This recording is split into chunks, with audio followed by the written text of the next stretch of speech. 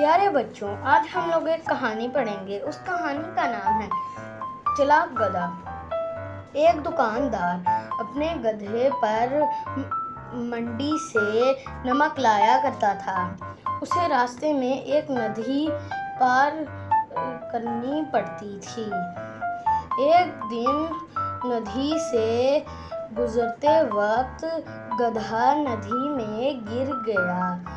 पानी में गुजरने से नमक का बोझ हल्का हो गया।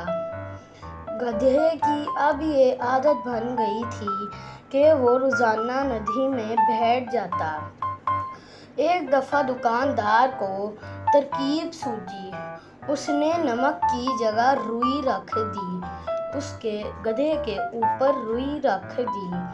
गधा पानी में बैठा तो फिर रुई का बोझ 2 गुना बढ़ गया।